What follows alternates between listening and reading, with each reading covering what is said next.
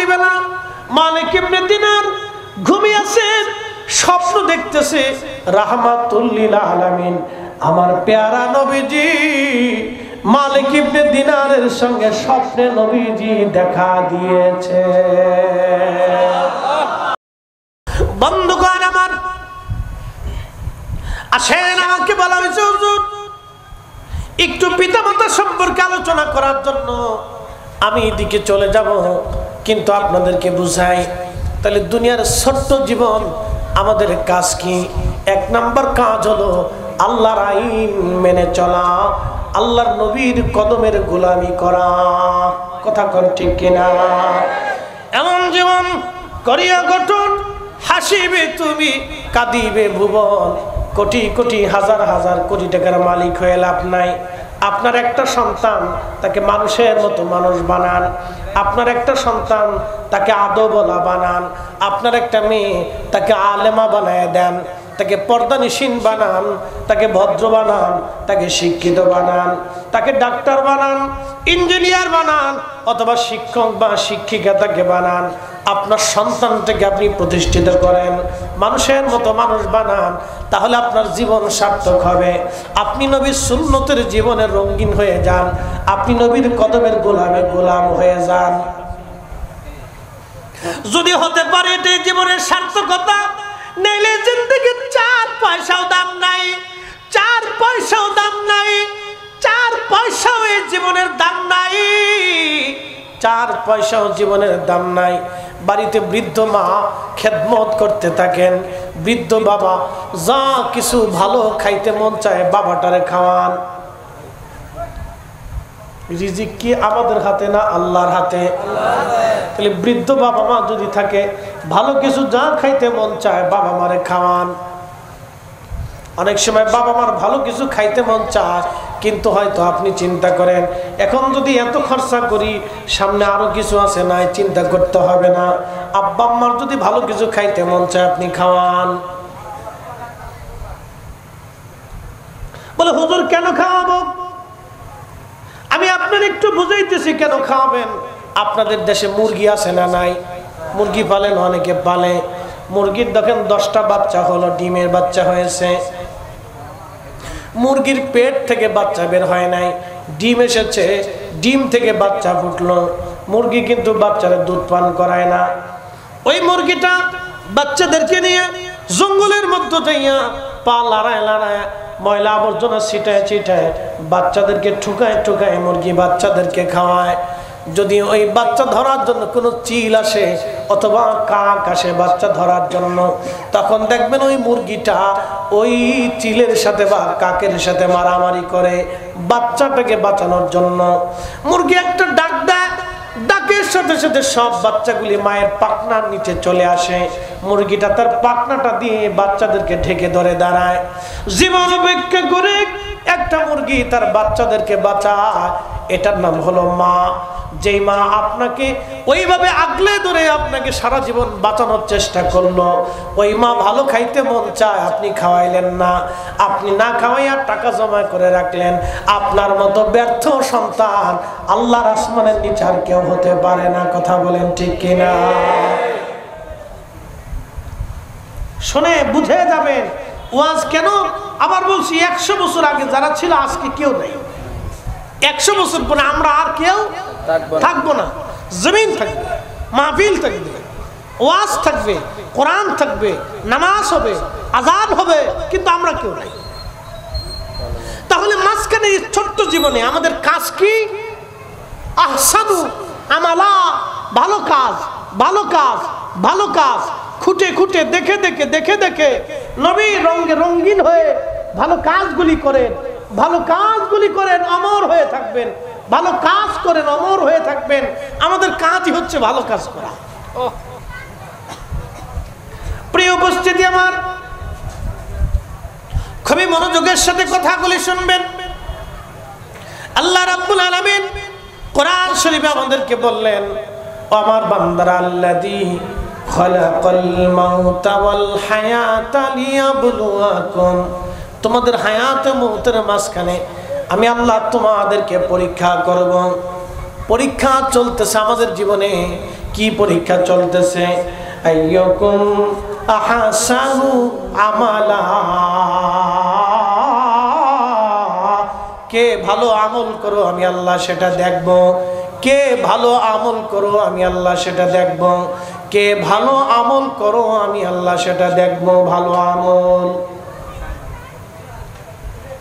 আপনাদেরকে একটা প্রশ্ন করি, জবাব দিবেন। কেউ যদি শুয়োরের গোশত খেয়ে নামাজে দাঁড়ায়, নামাজ হবে? একসাথে বলে না, না হয় না, আরো জোরে বলে। যদি কাবা শরীফে দাঁড়ায়, মাকাম ইব্রাহিমে দাঁড়ায়, মসজিদে নববীর ভিতরে যাও দাঁড়ায়, নামাজ হবে? কারণ কি? ভিতরে না পা,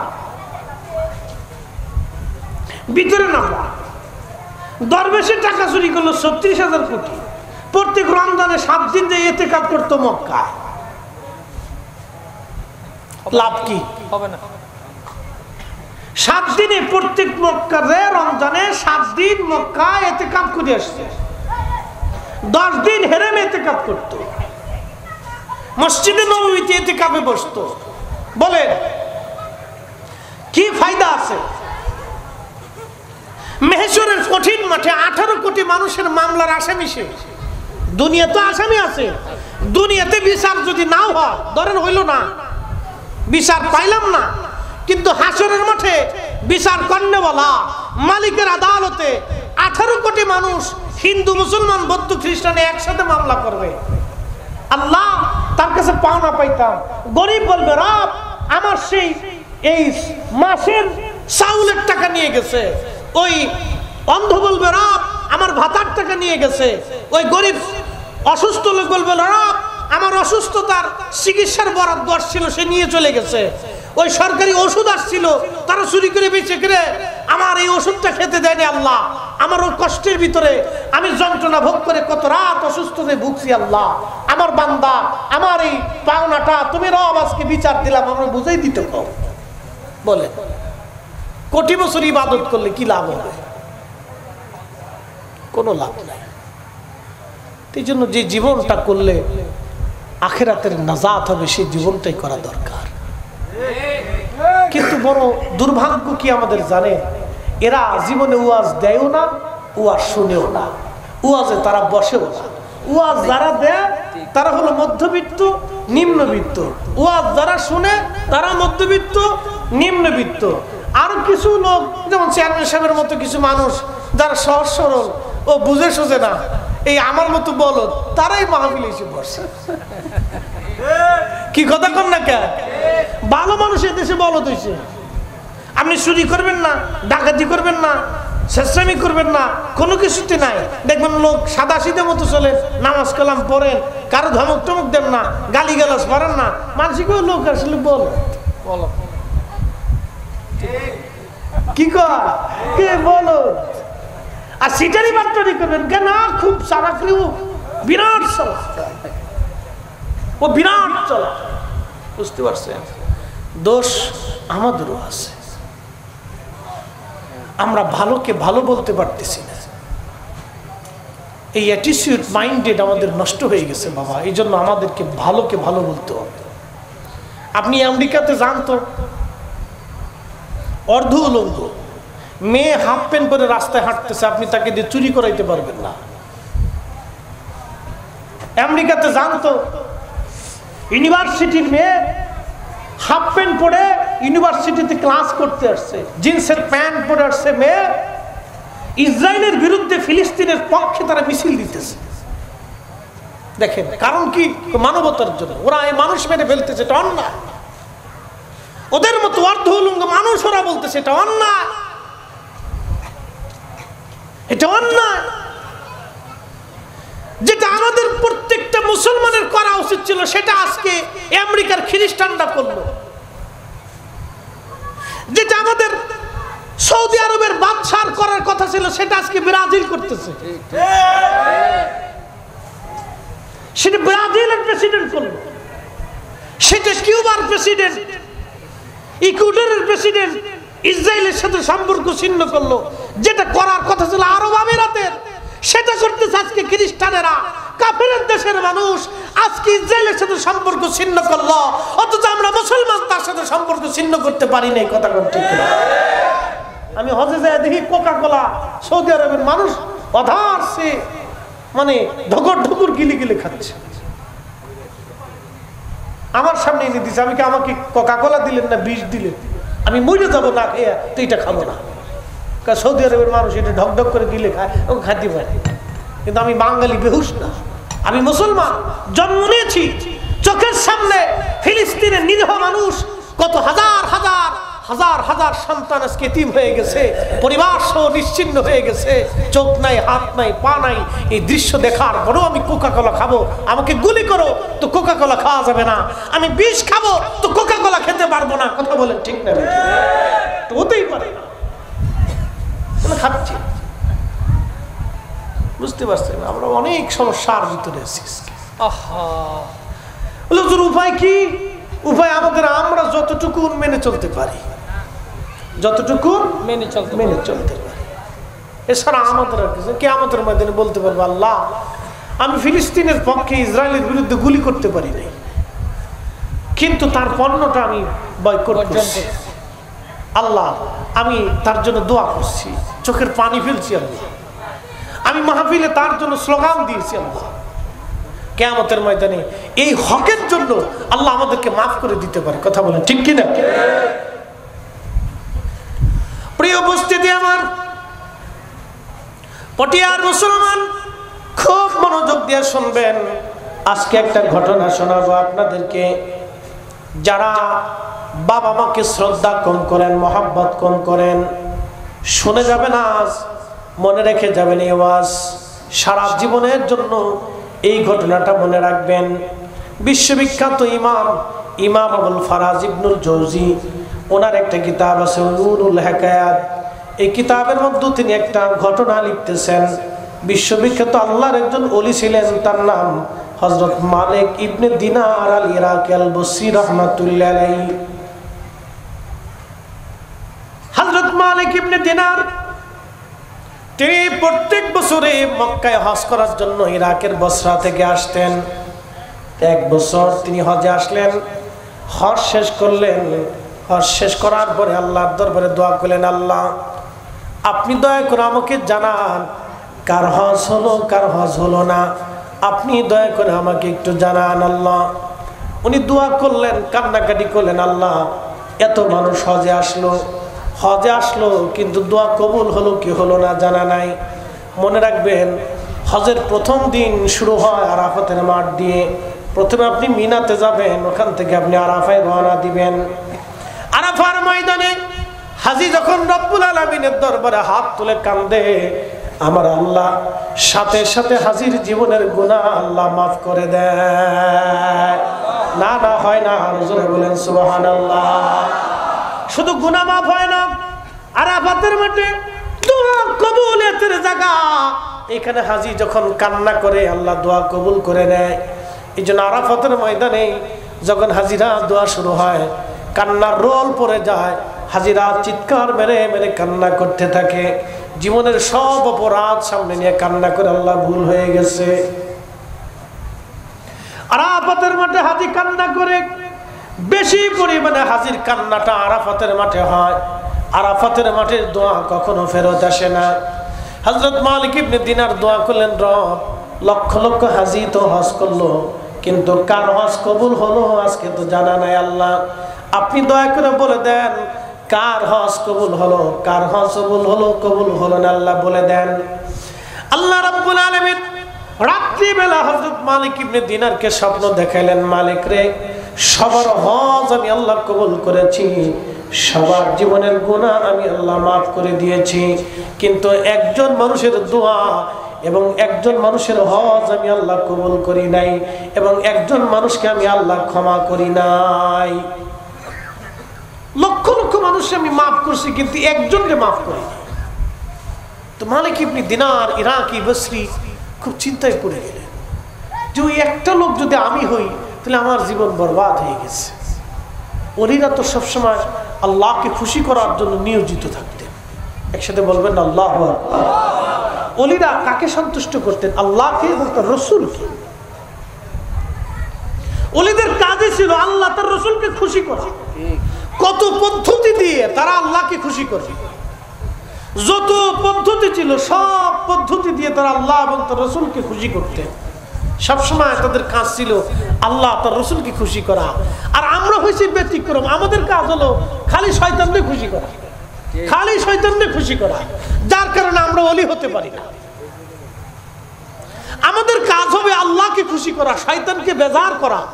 যদি আপনি জীবনে নিয়ত করেন যে হ্যাঁ আমি প্রত্যেকটা সেক্টরে প্রত্যেকটা সময়ে আমি আল্লাহ তার রসুলকে খুশি করব আর শয়তানকে বেজার করব, তাহলে আপনি দুনিয়াতে কামিয়াব হইয়া আল্লাহর প্যারা হইয়া নবীর গোলাম হয়ে তারপরে কবরে যাইতে পারবেন।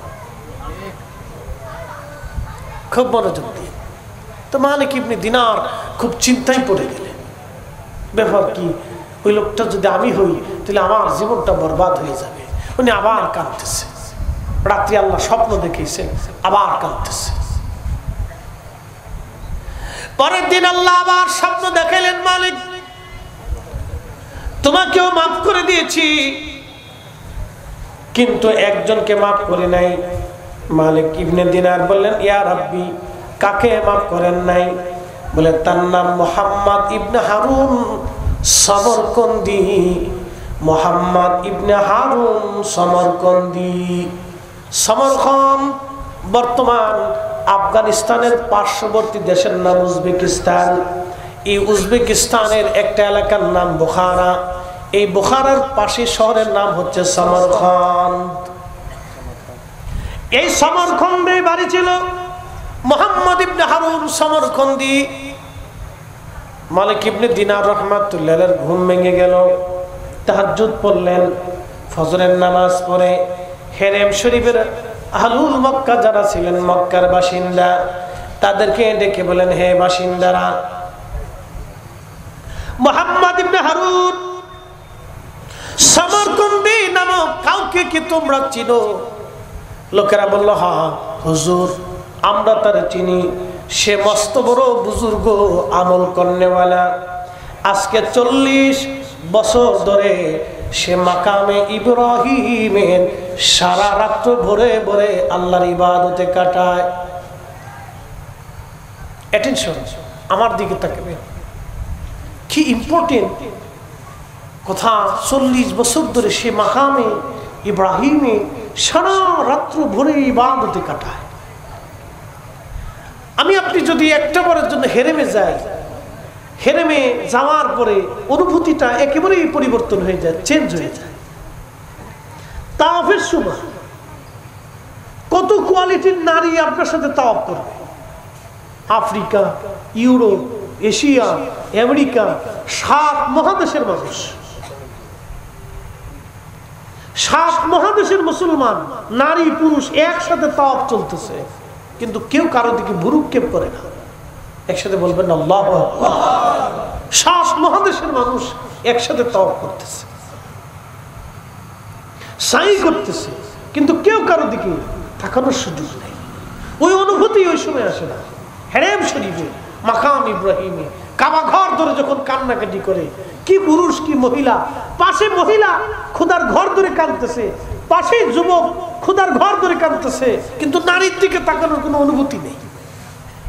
এটা সে কাবা শরীফ, সেই জায়গা 40 বছর ধরে মাকাম ইব্রাহিমে লোকটা একনিষ্ঠভাবে সারা রাত্র আল্লাহর ইবাদতে কাটাই দিচ্ছে, কিন্তু তার হজ কবুল হয় না, দোয়া কবুল হয় না। মালিক ইবনে দিনার আশ্চর্য হয়ে গেলেন, ব্যাপার কি? এত বড় বুজুর্গ 40 বছর ধরে মাকাম ইব্রাহিমে নামাজ ইবাদতে কাটায়, কিন্তু 40 বছর ধরে তার ইবাদত কবুল হয় না, রোজা কবুল হয় না, হজ কবুল হয় না, তার দোয়া কবুল হয় না। কারণ কি? চিন্তায় বলল, ও লোকেরা, সে কোথায় আছে তোমরা কি জানো? বলে, হুজুর, রাত্রিবেলা সে মাকাম ইব্রাহিমে নামাজ পড়ে, কিন্তু দিনের ভাগে মক্কার বিরান ভূমি একটা এলাকা ছিল যেখানে জনমানবহীন শূন্য বিরান ভূমি বলা হতো। ওইখানে একটা গাছ ছিল, ওই গাছের নিচে সে সারাদিন আল্লাহর ইবাদতে কাটায় আর রাত্রিবেলা মাকাম ইব্রাহিমে কাটায় দেয়। বলতেছে লোকেরা ওইখানে গেলে কি মুহাম্মদ ইবনে হারুন সমরকন্দিরে আমি পাবো? বলে হ্যাঁ, ওইখানে গেলে আপনি অবশ্যই পাবেন। হযরতে মালিক ইবনে দিনার আল ইরাকি বসরি রাহমাতুল্লাহি আলাইহি তিনি চলে গেলেন সেই বেরান ভূমিতে। গাছের নিচে যা দেখলেন ডান হাত কাটা, একটা হাত তার নাই, একটা হাত তার নাই। আল্লাহর বান্দা গাছের নিচে দাঁড়ায়া দাঁড়ায়া নামাজ পড়তেছে। হযরতে মালিক ইবনে দিনার আল ইরাকি বসরি রাহমাতুল্লাহি আলাইহি তিনি আস্তে করে সালাম দিয়ে তার পাশে বসে গেলেন। সে নামাজ শেষ করলো। নামাজ শেষ করার পরে সালামের জবাব দিয়ে বলল, হে আল্লাহর বান্দা, আপনার পরিচয় কি? কি জন্য আপনি আমার এখানে আসছেন? আমার এখানে তো সহসা কোনো ব্যক্তি আসে না, কারণ কি? কি প্রয়োজন আপনার বলেন। তখন হযরতে মালিক ইবনে দিনার বললেন, হে আল্লাহর বান্দা, আপনার নাম কি মুহাম্মদ ইবনে হারুন সমরকন্দি? বলে হ্যাঁ, আমার নাম মুহাম্মদ ইবনে হারুন সমরকন্দি। বলে হুজুর আপনার পরিচয় কি? আপনাকে তো চিনলাম না। বলে আমার নাম মালিক ইবনে দিনার আল ইরাকি আল বসরি। তখন সমরকন্দি বলতেছে, হ্যাঁ হুজুর, আপনাকে চিনছি। আপনি ইরাকের জাহিদ এবং আবিদ, আপনি মস্ত বড় আল্লাহর ওলি, আপনি মস্ত বড় আল্লাহর বন্ধু। মালিক ইবনে দিনার বললেন, না, আমি আর কি আল্লাহর ওলি হলাম? আমি তো আল্লাহর ওলি হতে পারি নাই, আল্লাহর পেয়ারা হতে পারি নাই। আল্লাহর ওলি তো ছিলেন ওমর ইবনে আব্দুল আজিজ রাদিয়াল্লাহু আনহু, যাকে মুসলমানের দ্বিতীয় ওমর বলা হয়, ইসলামের প্রথম মুজাদ্দিদ যাকে বলা হয়। তিনি বাদশাহী পাওয়ার পরও বাদশাহী নেন নাই, বাদশাহী পাওয়ার পরও তিনি বাদশাহী করেন নাই। প্রশ্ন রাখতে পারেন মুফতি ফরিদি, ওমর ইবনে আব্দুল আজিজ বাদশাহী পাওয়ার পরও বাদশাহী করেন নাই? হ্যাঁ, উনি 2 বছর খেলাফতের আসনে ছিলেন, মুসলিম মিল্লাতের খলিফা ছিলেন। শুনেন ওনার জীবনের আমানতদারিতা। ওনার একটা ছোট্ট বাচ্চাকে নিয়ে, স্ত্রী ফাতেমাকে নিয়ে উনি বাইতুল মালে গেলেন। বাইতুল মাল তো চিনছেন, রাষ্ট্রীয় কোষাগার, রাষ্ট্রীয় ধনাগার, ধরেন বাংলাদেশ ব্যাংক। বাংলাদেশ এটাও চুরি করছে, উড়ে চুরি চুরি।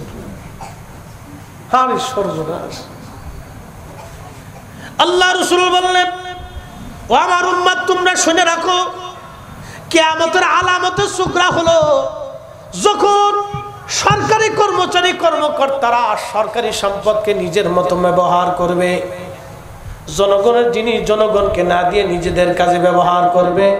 বুঝবা এটা কিয়ামতের আলামত, কিয়ামত ঘনায় গেছে। আর কিয়ামত বেশি দেরি নাই, এখন সেগুলি দেখা যায় বাস্তবে তার প্রমাণ। কথা বলেন ঠিক কিনা? স্ত্রীকে নিয়ে বাইতুল মালে গেছে, তো খেজুর আছে, আপেল আছে, কমলা আছে, গম আছে, জব আছে, এরকম অনেক কিছু বাইতুল মালে রাষ্ট্রীয় কোষাগারে জমা হয়ে গেছে। তো না ছোট্ট ছেলেটা দৌড়াইয়া, অ্যাটেনশন আমার দিকে দেখেন, ছোট্ট ছেলেটা দৌড়াইয়া বাইতুল মালের একটা আপেল ধরে মুখের মধ্যে দিয়ে দিছে। বাচ্চা ও ফল পাইছে, নিয়ে মুখের মধ্যে দিয়ে কামড় দিয়ে খাওয়া শুরু করছে। হযরত মালিক ইবনে হযরত ওমর ইবনে আব্দুল আজিজ রাদিয়াল্লাহু আনহু তিনি আস্তে করে যে বাচ্চার হাত চেপে ধরলেন। বাচ্চার হাত চেপে ধরার পরে হাত থেকে আপেলটা ছিনে নিলেন, বাচ্চার মুখটা চেপে ধরে আঙ্গুল টুকাই দিয়া মুখের ভিতর থেকে বাকি আপেলের টুকরা বের করে নিয়ে আসলেন। বাচ্চাটা কান্না শুরু করলো। স্ত্রী ফাতেমা দৌড়ে এসে বাচ্চাকে কোলে নিলেন, স্বামীকে বললেন, স্বামী আমার, এতটুকুন বাচ্চাটা বুঝে নাই, একটা আপেলই নাই ও নিয়েছিল, মুখের মধ্যে যেটা দিয়েছিল আপনি খেতে দিলেন না কেন? বের করার কি প্রয়োজন ছিল? সামান্য একটু টুকরা। ওমর ইবনে আব্দুল আজিজ বললেন, বিবি, ওই টুকরাটা ওটা আমার না, এটা জনগণের টুকরা। একসাথে জোরে বলা যাবে আল্লাহু আকবার। না হয় না, এরা মুসলিম, এরা রাসূলের আদর্শ আদর্শবান ছিলেন, এরা রাষ্ট্রপ্রধান ছিলেন। এইরকম রাষ্ট্রপ্রধান যখন আমাদের দেশে আসবে, আমাদের দেশের মানুষ নিশ্চিন্তে রাত্রিবেলা দরজা খুলে ঘুমাইতে পারবে। কথা বলেন ঠিক না? কল্পনা করতে পারবে? রাষ্ট্রপ্রধান করে বলতেছি, স্ত্রী আমার এই ছোট্ট বাচ্চাটা মুখের ভিতরে যে আপেলের টুকরা দিছে, এটা আমার না, এটা রাষ্ট্রের। আমার বাচ্চা আজকে কষ্ট পেয়েছে, পাক, আমার বাচ্চা কষ্ট পেয়েছে, আমার কষ্ট লেগেছে, কিন্তু কিয়ামতের ময়দানে এই ছোট্ট আপেলের টুকরার জন্য আমি আল্লাহর আদালতে রাষ্ট্রীয় মামলার ভিতরে পড়ে আল্লাহর আদালতে দাঁড়িয়ে থাকতে পারবো না। ওই কষ্টটা আমার ভয়ঙ্কর হবে। দুনিয়ার কষ্ট আমার সন্তান ব্যথা পাক, আমি ব্যথা পাই, এটা সহ্য করা যাবে, কিন্তু কিয়ামতের ময়দানে আল্লাহর সামনে এই মুখ নিয়ে দাঁড়াবো, এটা লজ্জা করবে, আসামি হয়ে যাব সেই দিন। এটা হতেই পারে না। একসাথে বলা যাবে সুবহানাল্লাহ। মুসলিমেরা, মুসলমান, আর আমার দেশের মুসলমান মসজিদের টাকা পর্যন্ত চুরি করে নিয়েছে। আজকে এক মাহফিল কমিটির ফোন দিয়ে বললাম যে ভাইজান, মাহফিল তো অনেক দিন আগে ডেট নিছেন, কিছু পথ খরচা তো দেওয়া লাগে, এটা তো নিয়ম। তা বলতেছে হুজুর মনে কিছু নিয়েন না, মসজিদে চোরে ঢুকিয়ে সব বাক্স টাক্স নিয়ে টাকা চুরি করে নিয়ে গেছে। আমার মসজিদে প্রত্যেক জুমাতে, কোন জুমাতে 20,000 আসে, 25,000 আসে, 30,000 আসে, প্রত্যেক জুমাতে উঠে কালেকশন, শুধু হ্যান্ড কালেকশন, হাতে যেটা আসে। তো ঢাকাতে তো অনেক টাকা জমছে, মসজিদে কাজ ধরবে, গিরিল কাটছে চোরে, গিরিল কেটে ভিতরে ঢুকে 3টে তালা কেটে তারপরে মসজিদের টাকা নিচ্ছে। আর মুতল্লি সাহেব বলতেছে হুজুর একটু দোয়া করেন আল্লাহ চোরের যাতে হেদায়েত দেয়। আমি বললাম কি চোরের চোর মুতল্লি সাহেব, যে গিরিল কাটছে 3 তালা কেটে তারপরে মসজিদের টাকা যে চোরে চুরি করছে, আমার দোয়ায় কি আর এই টাকা ফেরত দিবি বেলা? আমরা মুসলমান চিন্তা করতে পারছে, আহা আমাদের কাছে পৃথিবীর সব মানুষ নিরাপদ, কি হিন্দু, কি বৌদ্ধ, কি খ্রিস্টান, ও মায়ের কোলে যেমন ঘুমাবে মুসলমানের কোলে ওইভাবে ঘুমাইতে হবে। কি কথা কর না? হিন্দু আপনার গ্রামে ওইভাবে নিরাপদ থাকবে যেভাবে আপনার সন্তান আপনার কোলে নিরাপদ থাকে। মুসলমানের কাছে একজন বিধর্মী ওইরকম নিরাপদ থাকতে হবে যেরকম বাবার কোলে সন্তান নিরাপদে থাকে। এটার নাম ইসলামিত্ব, এটার নাম মুসলমানিত্ব। আল্লাহ নবী এটা শিক্ষা দিয়ে গেছে, উম্মাত তোমরা শিখাও। খাজা বাবা আজমিরি শিখিয়েছে, হযরতে শাহজালাল আলী আমিনী মুজাররিদি শিখিয়েছে, কুতুবউদ্দিন কাকি শিখিয়েছে, নিজামউদ্দিন আউলিয়া শিখিয়েছে, মুজাদ্দিদ আল ফিসানি শিখিয়েছে, হুজুর গাউসে পাক শিখিয়েছে, বাহাউদ্দিন নকশবন্দ বুখারী শিখিয়েছে, ওলিরা শিখিয়েছে যে সব ধর্মের মানুষ মুসলমানের কাছে নিরাপদ থাকতে হবে। বাবার কোলে সন্তান যেমন নিরাপদ, মার কোলে ছেলেটা মেয়েটা যেমন নিরাপদ, মুসলমানের বাড়িতে, মুসলমানের দেশে, মুসলমানের গ্রামে অন্য ধর্মের মানুষ ওইরকম নিরাপদ থাকত। প্রিয় মুসলমান আমার, হযরত মালিক ইবনে দিনার খুব চিন্তিত, সালাম দিয়ে বলতেছেন মুহাম্মদ ইবনে হারুন সমরকন্দি বলে, হ্যাঁ আপনার কাছে আমি আসছি আপনাকে একটা দুঃখের সংবাদ দেওয়ার জন্য। বলতেছে হুজুর কি দুঃখের সংবাদ বলেন? বলতেছে আমি আজকে 2 রাত ধরে আল্লাহর দরবারে রোনাজারি করি। এবছর হজ হয়ে গেল, কার হজ হলো কারটা হলো না। আমি আল্লাহর দরবারে কান্নাকাটি করলাম, আমার মালিকের দরবারে অ্যাপ্লিকেশন করলাম। আল্লাহ বললেন সবার হজ কবুল হয়েছে, সবাইকে আল্লাহ মাফ করে দিয়েছে, কিন্তু তুমি মুহাম্মদ ইবনে হারুন সমরকন্দির আল্লাহ মাফ করে নাই। মুহাম্মদ ইবনে হারুন সমরকন্দি বসে বসে কান্না করতেছিলেন। বলতেছে হুজুর শুধু আজকে না, আজকে 40টা বছর ধরে 40 জন আবদাল, 40 জন ওলি প্রত্যেক হজ শেষ হয়ে যাওয়ার পরে এই দুঃখের সংবাদটা আমাকে দিয়ে যায়। আজকে 40 বছরে আপনি আসলেন আমাকে দুঃখের সংবাদ দেওয়ার জন্য।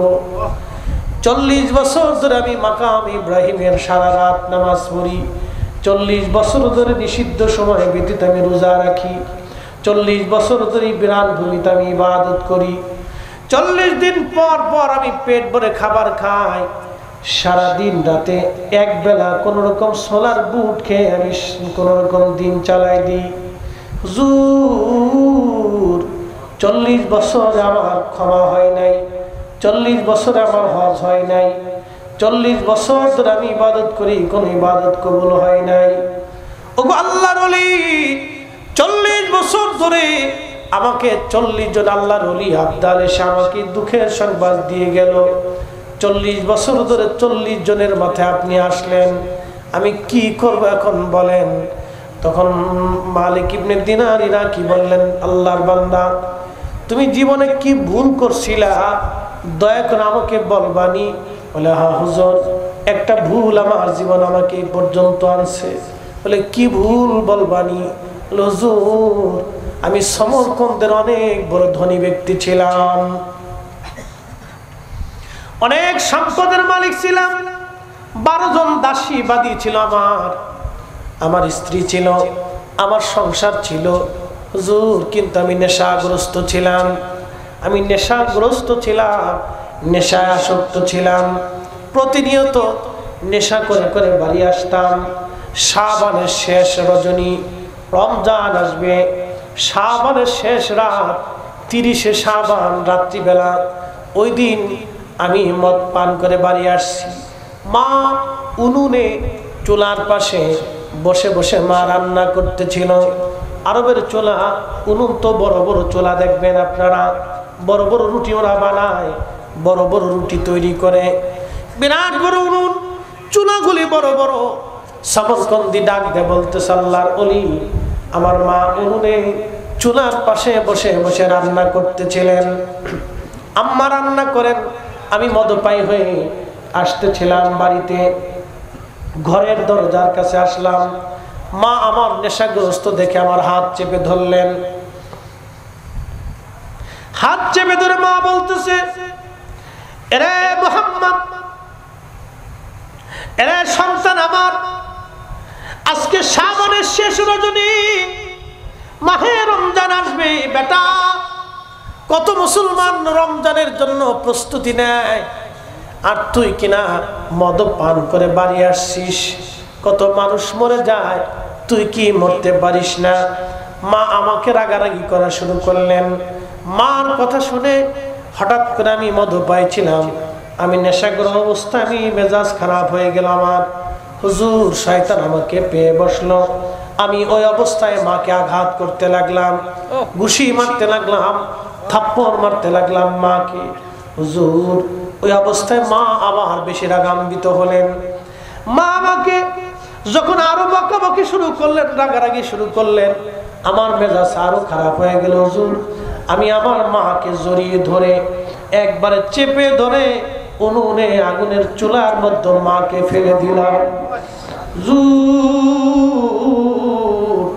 আমার স্ত্রী আমাকে ধাক্কা নিয়ে ঘরের মধ্য দিয়ে দরজা বন্ধ করে দিলেন।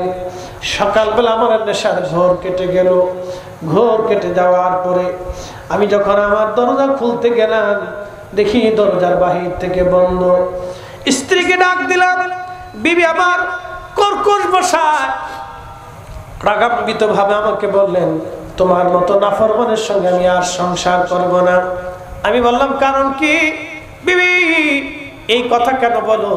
বলতেছে তুমি কত বড় নাফরমান, কালকে তুমি তোমার মাকে চুলার মধ্যে আগুনের মধ্যে পোড়ায় মারছো, তোমার মতো নাফরমানের সঙ্গে সংসার করার চাইতে চলে যাওয়া ভালো।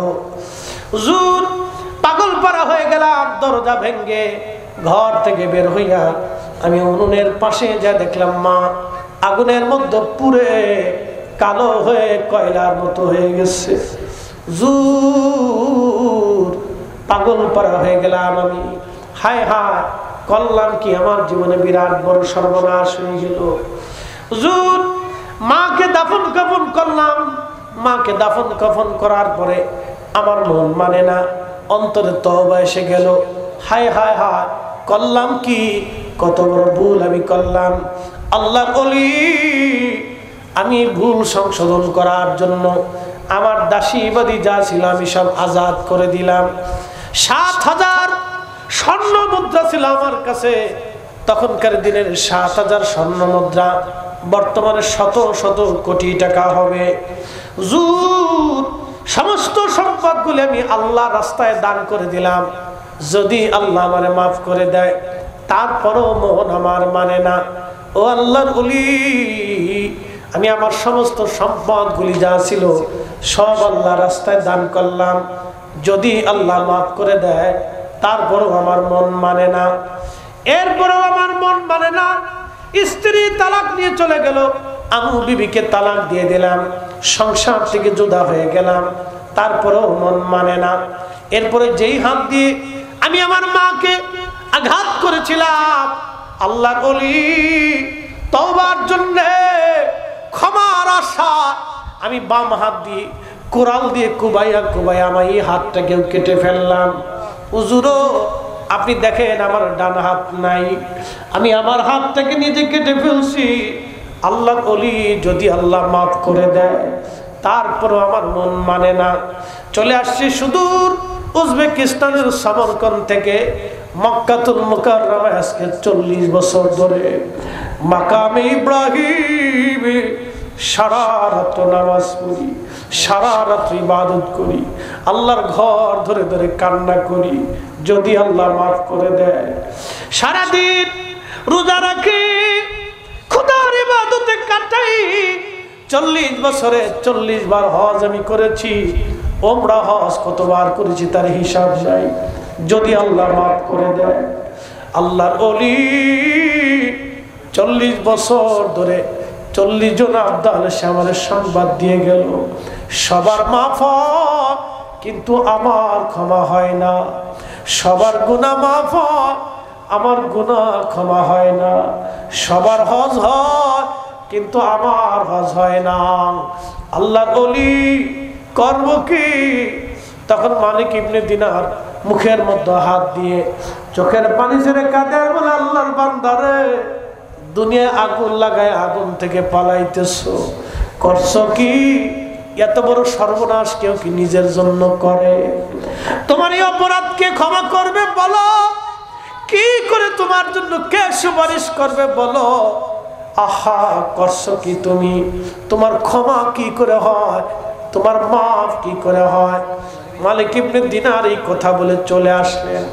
ঠিক তখনই সমরকন্দি আল্লাহর দরবারে হাত বাড়াইছে, কাকুতি মিনতির সাথে বলে, রব্বুল আলামিন, আল্লাহ হে অসহায়ের সহায়, হে অনাশ্রয়ের আশ্রয় দানকারী, হে অপরাধীর ক্ষমা করনে বল। আল্লাহ আমি তোমার বান্দা 40 বছর ধরে আজকে কাঁদতেছি। আল্লাহ আল্লাহ আমার অপরাধের জন্য 40 বছর ধরে ক্ষমা চাই। মালিক তোমার দরজা থেকে তুমি যদি শূন্য ফিরাও, এই সমরকন্দি কোন দরজায় যাবে? আল্লাহ মাফ যদি না করো তোমার বান্দা কোথায় যাবে গো আল্লাহ? তুমি ক্ষমা না করলে তোমার বান্দার যাওয়ার জায়গা নাই, আমার দ্বিতীয় জায়গা হাত তোলার জায়গা নাই, ক্ষমা পাওয়ার জায়গা নাই। আল্লাহ আমি 40 বছর ধরে কাঁদি, আপনি দয়া করে আমারে মাফ করে দেন আল্লাহ। এইভাবে সে অন্যয় বিনয় করে কাঁদতেছিল। রাত্রিবেলা মালিক ইবনে দিনার ঘুমিয়ে আছেন, স্বপ্ন দেখতেছে রাহমাতুল লিল আলামিন আমার পেয়ারা নবীজি মালিক ইবনে দিনারের সঙ্গে স্বপ্নে নবীজি দেখা দিয়েছে। ডাক দিয়ে বলতেছে, মালিক আল্লাহর বান্দারে ক্ষমা হবে না, কে তোমাকে ক্ষমা থেকে মাহরুম করার অধিকার তোমাকে কে দিয়েছে? এই যে আমাদের দেশে যারা দোয়া মানে না, দোয়া করতে চায় না, দোয়া থেকে মুসলমানদেরকে যারা সরায়, এরা হলো আজাজিল। ওরা বুঝে না, ওরা নিজেরা ধ্বংস হচ্ছে, আরো 10 জন মুসলমানকে ওরা ধ্বংস করে দিতেছে। কথা বলেন ঠিক কিনা? ও বুঝে না, ও নিজে ধ্বংস হচ্ছে, ও আরো 10 জনকে ধ্বংস করে দিচ্ছে। আল্লাহর নবী এসে ধমক দিলেন, মালিক তোমাকে কে অধিকার দিয়েছে খোদার ক্ষমা থেকে মুসলমানকে জুদা করা? তুমি কেন বলছো তার ক্ষমা হবে না? যাও তুমি সমরকন্দিরে যায় বলো আল্লাহ তার জীবনের গুনাহ মাফ করে দিয়েছে। আহা, জোরে বলেন আল্লাহু আকবার। কত বছর পরে ক্ষমা হলো? 40 বছর পরে ক্ষমা হলো। আমার দেশের কত ছেলে মাকে আঘাত করে, মাকে গালি দেয়, বাবার ধমক দেয়, বাবারে গালি দেয়। আহা, না না না, জীবনের বড় সর্বনাশ হয়ে যাবে। কোটি বছর যদি ইবাদত হয়, বাবা মা যদি বেজার থাকে রে, ওই ইবাদত 4 পয়সাও কাজে লাগবে না। সামারকন্দের মতো 40 বছর মাকামে ইব্রাহিম নামাজ পড়ার মতো সুযোগ আমাদের আর নাই। সামারকন্দের মতো 40 বছরে হজ করার মতো সামর্থ্য এখন আর বর্তমানে নাই। যুবকরা, যদি তকদির ঘুরাইতে চাও, বাবা মার খেদমত তুমি করো। যুবকরা, যদি ভাগ্য ঘুরাইতে চাও, দুনিয়াতে 3টা জিনিস তুমি পেতে চাও। বলে হুজুর কি? 1 নম্বরে হায়াত, 2 নম্বরে ইজ্জত, 3 নম্বরে দৌলত। 1 নম্বরে হায়াত, 2 নম্বরে ইজ্জত, 3 নম্বর দৌলত। ও যুবতী বোনেরা, ও যুবক ভাইয়েরা, ও বাবাজিরা, আজকে শুনে যাবেন। 3টা জিনিস যদি আপনি পেতে চান দুনিয়াতে, 1 নম্বর হায়াত, 2 নম্বর হায়াত মানে উত্তম হায়াত, সুস্থতার হায়াত, শান্তির হায়াত। অনেকের আছে কোটি কোটি টাকার মালিক, কিন্তু কোনো সুখ নাই। সুখ নাই রে, সুখ পরাণের পাখি, জেলখানাতে পড়ে এখন হাবুডুবু কান্দি, আমার সুখ নাই রে। কি কথা বলেন না কে? এরকম বেসুখে কত বছর কাটবে তার হিসাব নাই। কারণ জুলুম আল্লাহ বরদাস্ত করে না, আল্লাহ পছন্দ করে না। আমার বাপেও যদি জুলুম করে তাও মানা যাবে না, আমার ভাইও যদি জুলুম করে তাও মানা যাবে না, আমার পেয়ারা স্ত্রী সন্তানরা জুলুম করলেও মানা যাবে না। কি কথা বলেন না কেন? ঠিক কিনা? অন্যায় তো অন্যায়, অন্যায়কে অন্যায় বলা এটাও হকের কথা। খুব মনোযোগ দিবেন ও মুসলমান। হযরতে সামরকন্দির ব্যাপারে নবীজি বললেন, যাও, আল্লাহ তারে মাফ করে দিয়েছেন। কিন্তু 40 বছর পরে আল্লাহ রসুল ডাক দিয়ে বলেন, ও মালিক ইবনে দিনার, তুমি যা বলো, আল্লাহ তাকে মাফ করছেন, কিন্তু তার আরেকটা জিনিস জানাবা। কিন্তু এখনো শেষ হয় নাই। আরেকটা জিনিস জানাবা রে মালিক। সেই জিনিসটা হলো কিয়ামতের ময়দান কায়েম হয়ে যাবে, পশু পাখিরও সেই দিন বিচার হবে। জিন না, ফেরেশতা না, পশু পাখিরও বিচার হবে। একসাথে বলবেন আল্লাহু আকবার। না না, আরো জোরে, আরো জোরে। পশু পাখিরও বিচার হবে। বলে এটা কি? হ্যাঁ, আল্লামা ইমাম জালালউদ্দিন আস-সুয়ুতি রাহিমাহুল্লাহ আল-হাবিলিল ফতওয়া মাসালিকুল হুনাফা বিওয়ালিদিল মুস্তাফার ভিতরে একটা চ্যাপ্টার করছে। পশু পাখির বিচার হবে। সে বলে, হুজুর পশু পাখির বিচার কি? বলে, পশু পাখির বিচার হলো উত্তর পাড়ার গরু দক্ষিণ পাড়ার গরুর বিরুদ্ধে মামলা করবে। আল্লাহ আমার গুতাইছিল, মারছিল। কারণ পশু পাখির তো দুনিয়ার কোনো আদালত নাই। আপনি যদি তারে মারেন তো বিচার দিতে পারে না। চেয়ারম্যান সাহেব উপস্থিত, আজ পর্যন্ত গরু ছাগলের বিচার উনি করতে পারে নাই। কি করছে? করতে পারে নাই। যে গরু আমার মারছে, গরু এসে মামলা করছে, চেয়ারম্যান সাহেব আমার মারছে, আপনি বিচার করে দেন। গরু মামলা করে নাই, ছাগলে মামলা করে নাই, হাতিও মামলা করে নাই। তো কি করবে? ওরা কিয়ামতের ময়দানে আল্লাহর কাছে মামলা করবে। সেদিন আমি আপনি আসামি হয়ে যাব। অন্যায়ভাবে একটা কুকুরকে লাথি মারছে, ও মামলা করবে, রব তোমার বান্দা আমার লাথি মারছিল। আল্লাহ বলবো, তুই আজ করে কায়দা মতো লাথি মেরে দে। সেই দিন কুত্তা লাথি মারবে, গরুতে আপনাকে লাথি মারবে, গরুতে আপনাকে গুতাই দিবে। সেই দিন আল্লাহ ন্যায় বিচার করে দিবে। আল্লাহ ডাক দেয়া বলতেছে, নবীজি বলতেছে, মালিক রে তুমি যা বলো। সেই দিন আল্লাহ পশু পাখিরও বিচার করবে। আল্লাহর আদালত বসবে। মালিক ইবনে দিনার রে তুমি যাইয়া সামরকন্দির বলো, সামরকন্দির মা হবে বাদী, আসামি হবে ছেলে। মা হবে বাদী, আসামি ছেলে। মা বাদী, আসামি ছেলে। আমি আল্লাহ মাফ করছি, কিন্তু কিয়ামতের ময়দানে আদালত বসবে। মা বাদী, ছেলে আজ আসামি।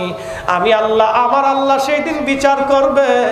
ও মালিক ইবনে দিনার, আল্লাহ সেই দিন তার মার পক্ষে রায় দিবে।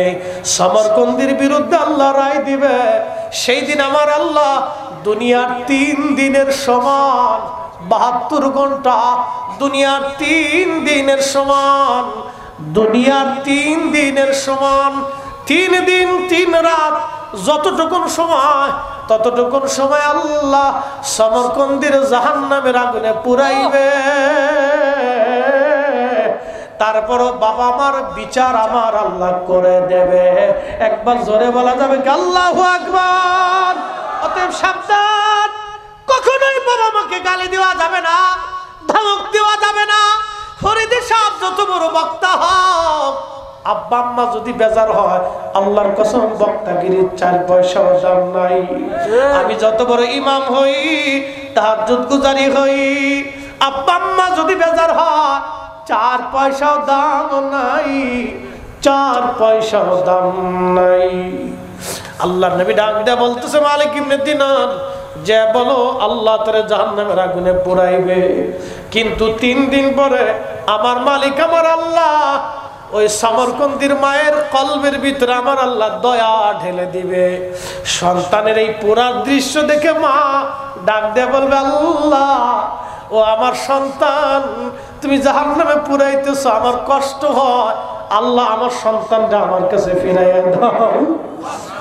সেদিন মা সমরকন্দের পক্ষে সুপারিশ করে আল্লাহর কাছে যখন ক্ষমা চাবে, এ মালিক ইবনে দিনার, তুমি যাইয়া সমরকন্দিরে বলো, আল্লাহ তখন তারে মাফ করবে।